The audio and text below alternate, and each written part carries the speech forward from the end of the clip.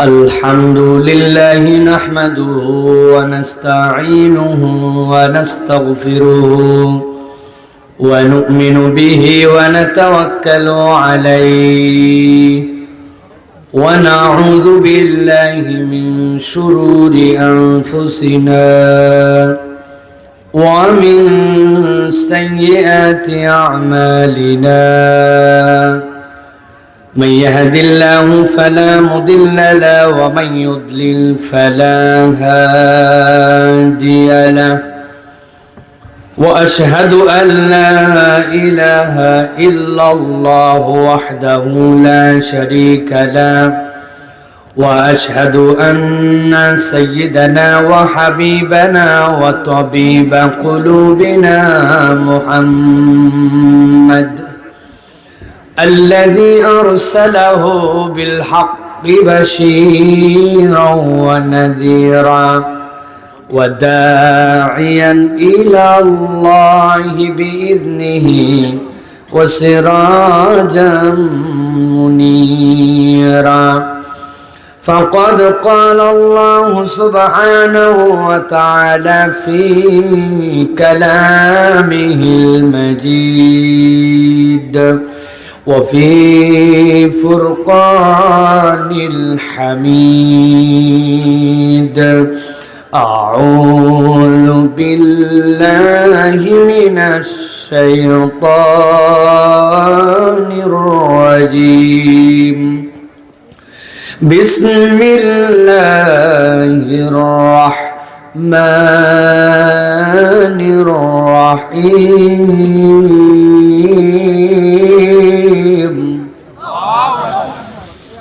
ما أصاب من مصيبة إلا بإذن الله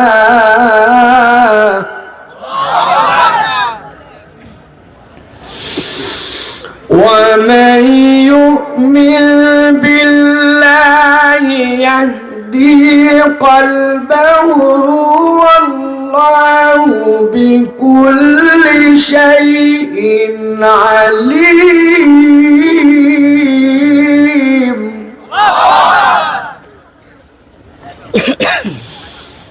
وأطيعوا الله وأطيعوا الرسول فإن توليتم فإنما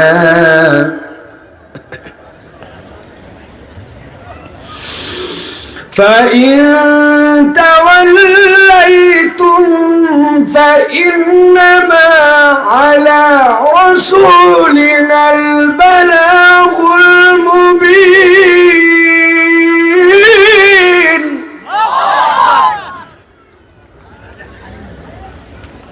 فإنما على رسولنا البلاغ المبين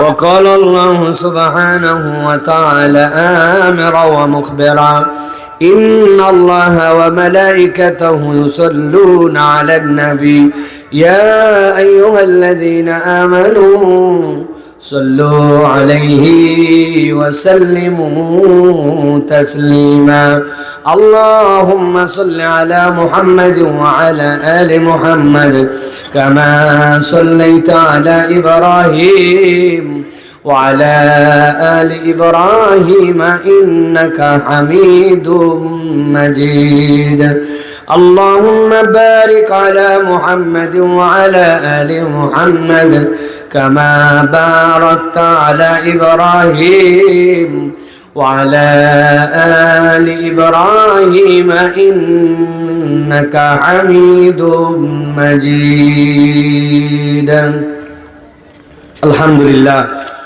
আল্লাহ রাব্বুল আলামিনের শুকর গুজার হচ্ছি যে আল্লাহ রাব্বুল আলামিন আজকে আমাদেরকে ঐতিহ্যবাহী জেলা বাংলাদেশের অন্যতম শ্রেষ্ঠ বুদ্ধিদীপ্ত জেলা উত্তরবঙ্গের যেই জেলার সুনাম সুখ্যাতি সারা পৃথিবীময় ছড়িয়ে বগুড়ার জামিরবাড়িয়া নুরুল কুরআন মাদ্রাসার উদ্যোগে আজকের এই তাফসীরুল কুরআন মাহফিলে আমাদেরকে আসার বসার তৌফিক, যোগ্যতা, সুস্থতা, মন মানসিকতা, পরিবেশ পরিস্থিতি দান করলেন। সে আল্লাহ রাব্বুল আলামিনের কাছে আমরা সর্বাগ্যে কৃতজ্ঞ হচ্ছি। আল্লাহর শেখানো বাক্যে সকলে আনন্দ চিত্তে বুলন্দ আওয়াজে আল্লাহকে খুশি করার জন্য সমস্বরে পড়ছি আলহামদুলিল্লাহ। দরুদ এবং সালাম বর্ষিত হোক মানবতার মহান মুক্তির দূত আকায়ে নামদার তাজেদারে মদিনা, আপনার আমার প্রিয় রাসূল জনাবে মুহাম্মদুর রাসূলুল্লাহ সাল্লাল্লাহু আলাইহি ওয়াসাল্লামের প্রতি। আজকের এই মোবারক মাজলিসের সভাপতি জনাব মোহাম্মদ মিন্টু মিয়া, আজকের এই মাহফিলের সহসভাপতি সাজিরুল ইসলাম এবং মোহাম্মদ সালাম সরকার সাহেব, আজকের মাহফিলের প্রধান অতিথি হিসেবে উপস্থিত আছেন আমাদের অত্যন্ত বন্ধুবর, আমাদের প্রিয় মানুষ, যিনি এই এলাকার সন্তান না হয়েও তার ওস্তাদদের দিক নির্দেশনায় আপনাদের এলাকায় অনন্য একটা প্রতিষ্ঠান এবং দ্বীনি খেদমতের সাথে জড়িত আছেন। আল আজহার বিশ্ববিদ্যালয় থেকে যিনি বাংলাদেশের সর্বোচ্চ ডিগ্রি গ্রহণ করেছেন, অধ্যক্ষ মুফতি খায়রুল আলম তুহিন ভাই দামাত বারাকাতুল আলিয়া আল আজহারি। আজকে উপস্থিত আছেন বিভিন্ন পর্যায়ের গণ্যমান্য ব্যক্তিবর্গ, বিশেষ করে যার ভালোবাসায় আমাদের এখানে আসতে হয়েছে আমাদের মনিরুল ইসলাম ভাই, জনাব হাসান মণ্ডল, আপনাদের মাঝে কিছুক্ষণ পূর্বে কথা বলেছেন ডক্টর মোস্তফা কামাল যুক্তিবাদী, এবং কথা বলছিলেন দীর্ঘ সময় ধরে আমাদের স্নেহেশপদ, আমাদের অত্যন্ত আপন এই বগুড়ার আরেক কৃতি সন্তান হাফেজ শেখ আবু ইউসুফ, গোবিন্দগঞ্জে বাড়ি যদিও, কিন্তু থাকতে থাকতে এখন বগুড়া হয়ে গেছে, ঠিক না ভাই? তা আমাদের আবু ইউসুফ চমৎকার কথা বলেছে। আমি আপনাদের কাছে এসেছি সংক্ষিপ্ত সময়ে, আপনাদের কাছে আমিও কিছু কথা রাখবো ইনশাআল্লাহ। তার আগে জানতে চাই আমার প্রিয় বগুড়ার ভাইয়ের, আপনারা ভালো আছেন ভাই? একটু বুঝে উত্তর দিন, খালি হুজুর জিজ্ঞাসা করলো আর বলেন তা না, ভালো আছেন আপনারা? আপনাদেরকে ওয়াজ শোনার মতো এখনো এনার্জি আছে ভাই? বুঝে বলেন আছে? আর ভিতরে যারা বসে আছেন তারা নিজেদেরকে কি ভাবতেছেন যে এলাকার সবচেয়ে বোকা? ওয়াজ কারা শোনে ভাই? যাদের কোনো জ্ঞান নাই, কিচ্ছু জানে না, এরাই তো ওয়াজ শোনে, তাই না?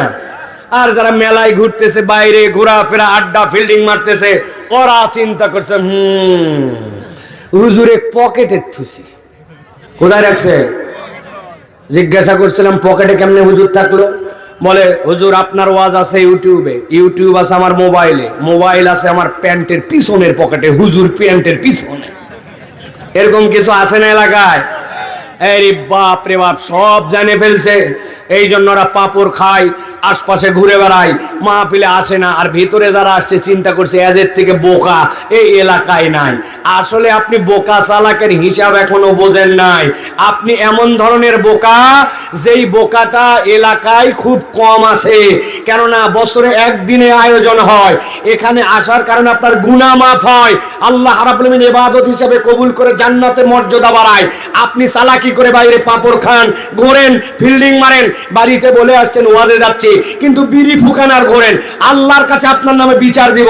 আপনি যদি ওয়াজ শোনার জন্য আসেন, মাহফিলের প্যান্ডেলে আসবেন, আর ওয়াজ শোনার নাম করে যদি বাইরে আছেন, আপনি বাড়িতে চলে যান, কোনো আপত্তি নাই, কিন্তু বলছেন ওয়াজে আসেন নাই, আল্লাহর কাছে আপনাকে হিসাব দেওয়া লাগবে। সোজা বাংলা, পরিষ্কার কথাবার্তা বলে আসছেন, আম্মা ওয়াজে যাচ্ছি, বাইরে আছে আপনি ফুঁকায় বেড়াচ্ছেন, আড্ডা মারতেছেন। এইরকম 2 নম্বর গিরি চলবে না। ওয়াজ শোনা আপনার জন্য ওয়াজিব নয়, কিন্তু মিথ্যা কথা বলে আসলে আপনার খবর আছে। কথা বলেন? এত রাত পর্যন্ত অন্যদিন তো আপনাকে বাইরে থাকতে দিবে না। এই 4টারই একটু ভয়েস বাড়াতে হবে, মনিটর 2টা একটু বাড়ান আর এই 2টা বাড়ান, তাছাড়া সব ঠিক আছে। আমরা